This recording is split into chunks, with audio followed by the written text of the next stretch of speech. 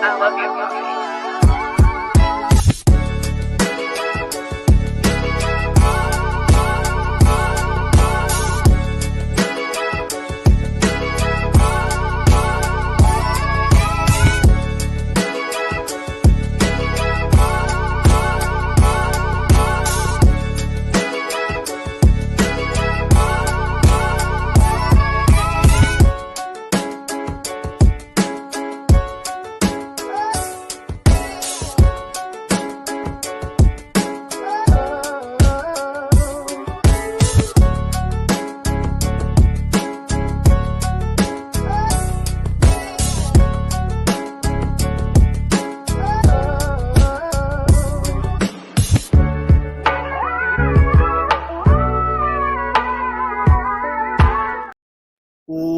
What is going on, everybody? This is Mike Hughes, and you're listening to the Shy Kid and Everything Chicago Sports Related podcast. We're back at it tonight.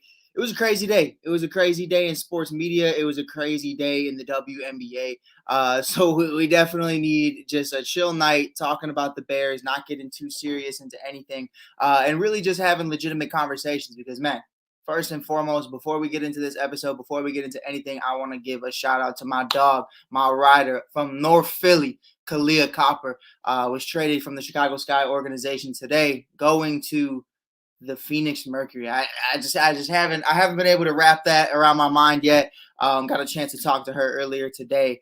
She's in good spirits, so I just want to thank her for everything she did for not only the organization but the city of Chicago, giving young girls in the city a real idea of what a woman of such power, such status could potentially be. And it's just so inspiring to see what she's been able to do in Philly, in Chicago, and all around the world. So I had to give my hats off to my road dog because she is going to do amazing things. I just wish it would have been here. But with that being said, we're talking Chicago Bears tonight. We're getting into it. We're going to have a legitimate conversation about what the Chicago Bears could potentially be doing. We're going to be having conversations about Stefon Diggs potentially being traded to the Chicago Bears from the Buffalo Bills. We're going to talk about Caleb Williams, Justin Fields, Shane Waldron, and of course, the secret topic of the night, a quarterback that's not in the NFL draft this year and not Justin Fields that could potentially be QB1 of the Chicago Bears. But first off, I want to start off with the Stefon Diggs news. The Stefon Diggs news was from Gridiron Gang. This is not legitimate rumors or speculations. This was just Gridiron Gang on BR talking about what could potentially happen with the number 9 overall pick. Now, we heard what happens with the number 1 overall pick. Do we trade down to 2 with Cliff Kingsbury and the Commanders so they can get Caleb? Do we take Caleb? Do we keep Justin? What happens? But no one talks about that number 9 overall pick. That number 9 overall pick is an interesting one. Why it's interesting is this proposal right here. The Chicago Bears would be sending the number 9 overall pick to the Buffalo Bills in exchange for wide receiver Stefon Diggs. Now, a lot of people have a lot of mixed opinions about this. I know some people think that Stefon Diggs has too much baggage that comes with him. Obviously, we saw his frustrations over the last couple of years with the Buffalo Bills organizations, with Josh Allen on the sideline. We've seen that vocally. We've seen that physically expressed. It's going to be interesting to see what happens with Stefon. I think there's a lot of different places he could potentially end up. But a pairing of DJ Moore and Stefon Diggs, whether it's with Justin Fields, Caleb Williams, or another quarterback, would be great. I can't get away from that. Of course, Marvin Harrison Jr. is the phenom generational rookie wide receiver talent that is potentially going to be one of the top wide receivers, not only of this draft class, but of the last 2 decades. But you know, a guy like Stefon definitely is certified, and he is a certified bucket getter. That guy is going to get you at least 1,000 yards a season and 8 touchdowns, and we're already getting that from DJ Moore. So to pair up those 2 dual threats after losing Darnell Mooney likely to free agency, it's definitely huge, especially when you look at what happens if we lose out on Mooney. Even if it is Mooney, you know, let's say Mooney's still here. You know, after DJ Moore, the wide receiver core after that gets very bleak. I think we went into the season thinking it was a lot better than it was, but Tyler Scott, you know, can't hold on to the football as of right now. That can definitely change. Velus Jones Jr., I don't have to say much else after that. And then, of course, Darnell Mooney just hasn't been who he used to be. So, you know, bringing in a guy like Stefon Diggs completely changes that. You know, you're looking at a 1A, 1B wide receiver core, and then putting Tyler Scott into the slot. Maybe that Cincinnati boy who used to do so much work with Desmond Ridder in Cincinnati could potentially tap into something in his second year. So with that being said, I like it personally. I think the number 9 overall pick if you're going to draft Caleb number 1, I think that's beautiful because you have a lot of questions then if you don't. You know what I mean? Like if you trade down, let's say for the sake of argument, we're keeping Justin Fields. If you trade down to number 2, and then you don't go quarterback, it would be hard for me not to say go Marvin Harrison Jr. You know what I mean? Like you want Marvin so bad on the Chicago Bears organization.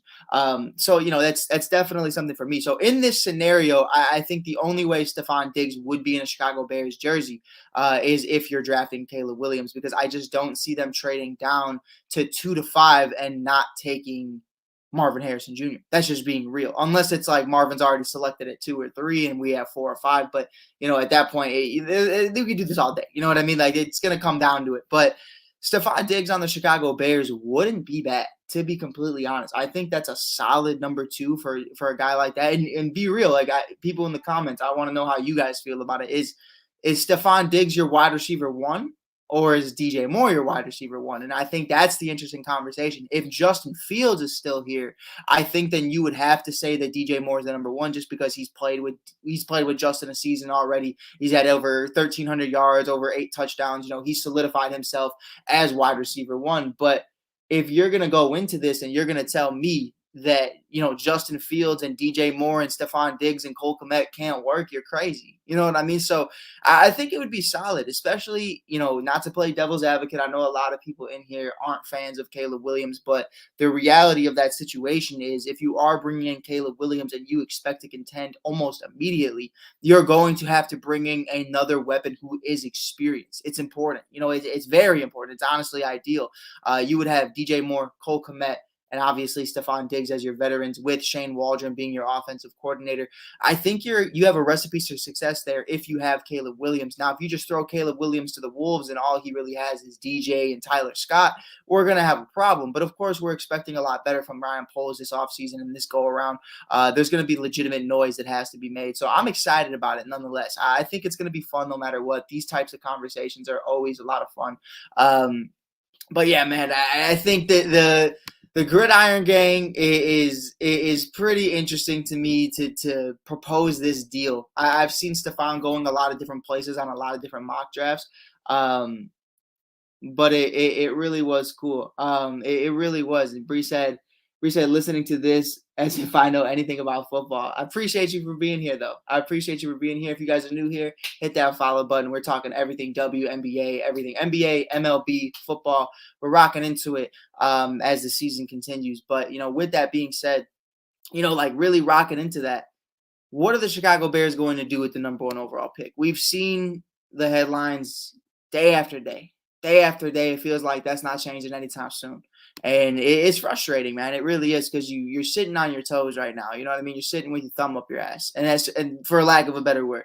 Like, that's really how most Bears fans feel. We want to know what happens. We want to know who our QB1 is. We see the Chicago Bears social media keeps pumping out content with Justin Fields in it. We see every single reporter, every single journalist saying that it's Caleb Williams, and there's no doubt about it. So we really don't know. And then we have Colin Cowherd, who's retracting statements, but not really retracting statements. He's just trying to laugh it off like he didn't just try to fuck over Ryan Poles. Fuck that. Like, that is ridiculous. Like, here's the thing. If you're going to sit up here, Joe, and you're going to tell me that and tell the whole world on a public scale, oh, Caleb Williams doesn't want to play in Chicago. He doesn't like the Bears organization. My sources are telling me this, and I'm the face of a network, so you should believe me.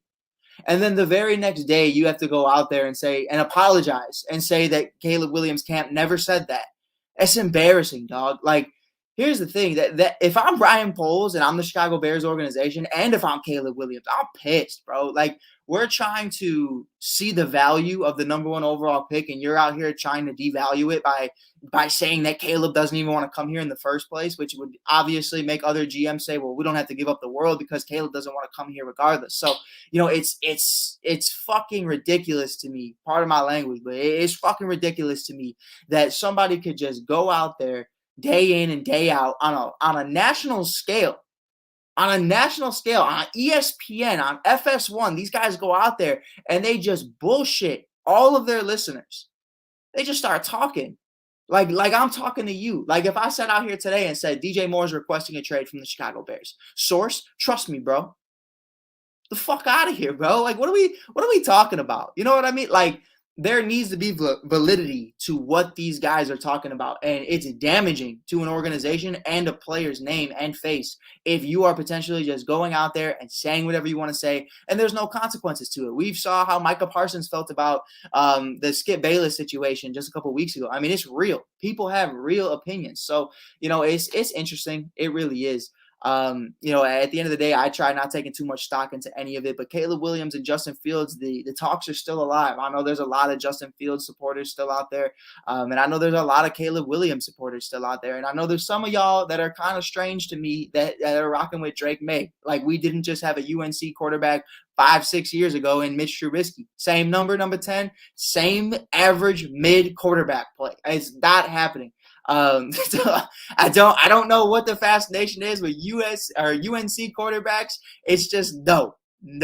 But yeah, man, there's still so many conversations about what could potentially happen and how we're gonna go about this. And I wanna have a little conversation right now. Like, this one's interesting to me. This one's like, it's one of them. It's one of them. It's like, you're either going to love this take or you're going to hate this take. And we were chopping it up, talking about it at work. And, the conversation is Caleb Williams or Justin Fields. I think that's the consensus. That's no hot take. That's really what it's been the last year. Is, are we tanking for Caleb or are we rocking with Justin?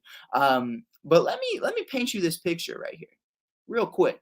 Chicago Bears bring in Shane Waldron, the former offensive coordinator of the Seattle Seahawks. He brings them in, and instead of drafting Caleb Williams or instead of keeping Justin Fields, they rock out with Russell Wilson going into 2024. Former offensive coordinator Shane Waldron did very well with Russell Wilson. Obviously, you saw how well he did with Geno Smith. Maybe he can rejuvenate a little bit out of Russ. He's already been in his system. He knows his play style. He knows his tendencies, what he's good at, what he's not good at. I've seen some people say they wouldn't mind. Now, me personally, I would hate it. As a fan, I would absolutely hate it. Like, that is horrible. I hate his, no disrespect, but like disrespectfully, I hate his personality. I hate the ego. I hate everything that comes with that. But it's definitely going to be interesting. It's definitely going to be interesting. I just saw this comment, by the way. Did you finish your Kyle wall? I haven't had time. The Kyle Schwarber wall is going to come right here. I'm going to finish it this weekend. So bank on that. If you're coming into the lives this weekend, there is going to be a fat head of Kyle Schwarber in the background. Believe that. I've just been really busy. But, Russell Wilson, again, to the Chicago Bears, with Shane Waldron, I think is a great conversation. If you were to trade number 1 to number 2, and then get Marvin Harrison Jr., Cole Kmet, DJ Moore, Russell Wilson, Shane Waldron, et cetera, et cetera. Like, that's cool. That's cool. You know what I mean? Like, it's a cool little Madden team. But who is Russell Wilson going to be on the Chicago Bears? You have a top 5 defense. Could you potentially make some noise? I guess. But longevity, I don't see Ryan Poles doing that. You have 2 back-to-back number 1 overall picks. Here's what I'm gonna do. I'm gonna paint this real quick because I think it's important. Let's say Justin Fields, C.J. Stroud, Bryce Young, Caleb Williams, Michael Penix, Jaden Daniels. Who else? Drake May. All these different guys coming in and out. Right, the last 2 years, we had the number 1 overall pick. For the next 15 years, these guys are gonna likely. Some of them are going to dominate the league. And you're going to have Russell Wilson for 2 to 3 years before he either retires or gets tired of being in Chicago. And we're probably going to be like the Minnesota Vikings. If anything, at best, you win the division, but you never win a playoff game. You never do anything else. You're not going to the NFC Championship game. You're not going to the Super Bowl. You're not winning nothing. Zilch. Nada. Zip.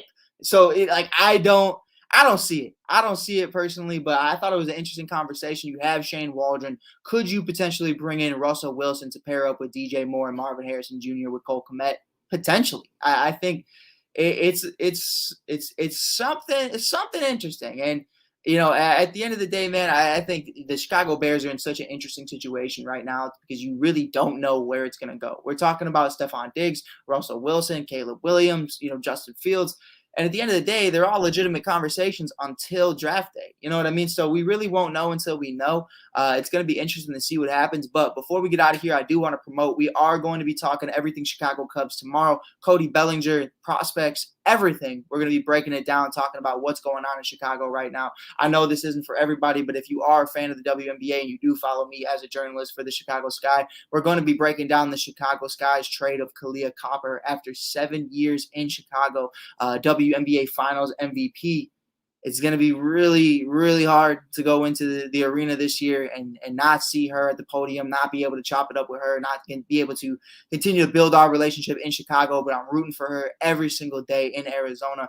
Diana Taurasi, BG, Cloud, and company are going to do amazing things. But with that being said, if you guys are new here, hit that follow button if you haven't already. I'll check you guys out later. We'll be back tomorrow morning with more content. Till then, peace.